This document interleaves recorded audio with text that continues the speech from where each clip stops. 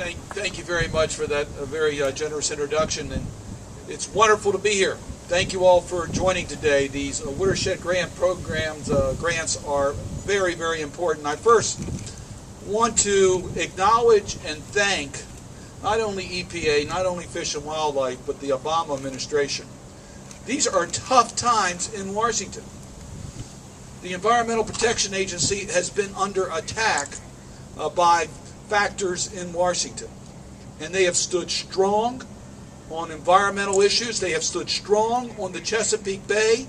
They have put the money in the budget, and they have moved forward with a regulatory structure that makes sense to clean up the Chesapeake Bay.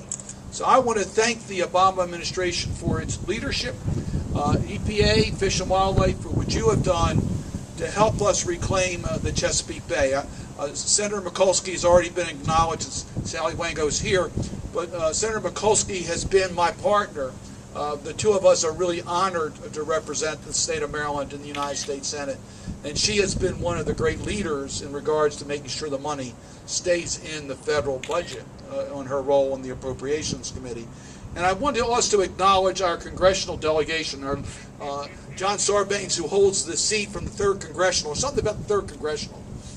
Yeah, I held that seat, Senator Mikulski held that seat, Senator Sarbanes held that seat, and the person who holds that seat in the House has always been a champion on the Chesapeake Bay, and we thank John Sarbanes for his leadership on No Child Left Inside, understanding that we also need to have an educational component on saving the Bay. And Elijah Cummings and Dutch Ruppersberger, we have a team here that understands that the Chesapeake Bay is one of our true national treasures.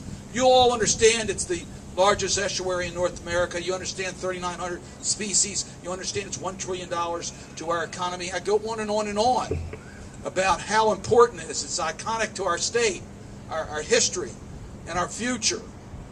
And you also understand that the waters of the Chesapeake Bay, its rivers and tributaries, are impaired.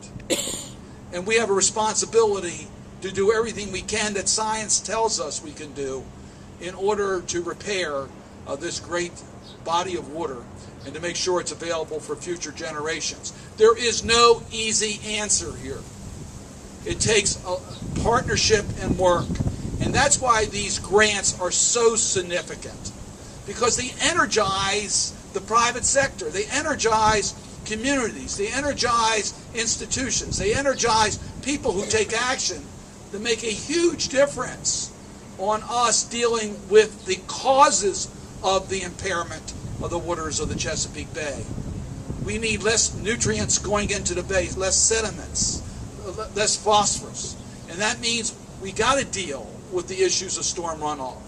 Storm runoff is a huge problem. It's the fastest growing problem of pollution entering the bay. It causes health risks to us.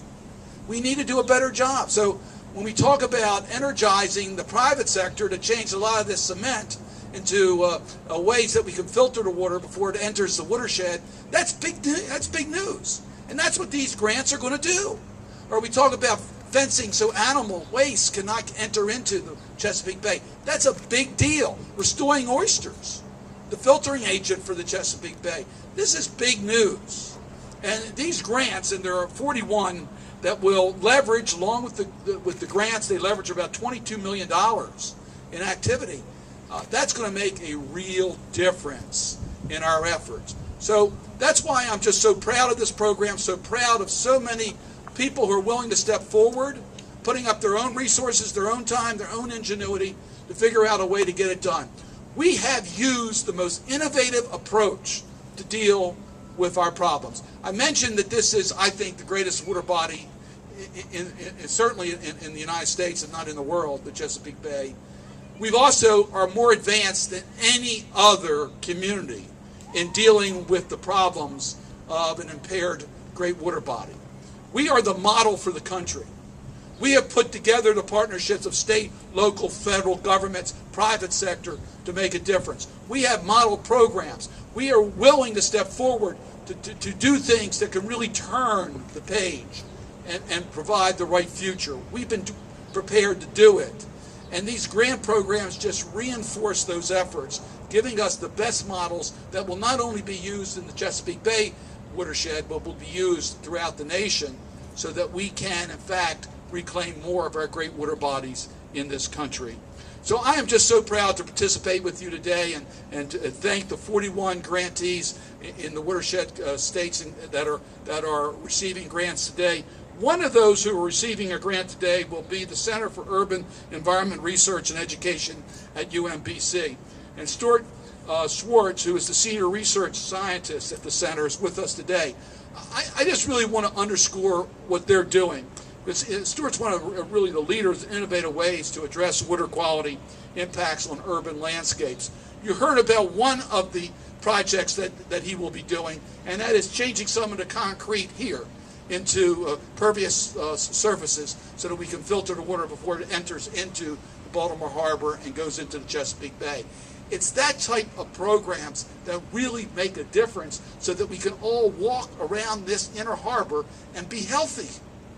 Not only do we see the beauty, but we know that we're not going to be endangered because of pollutants that are coming into the bay. So I want to thank Stuart for his leadership and invite him to the podium.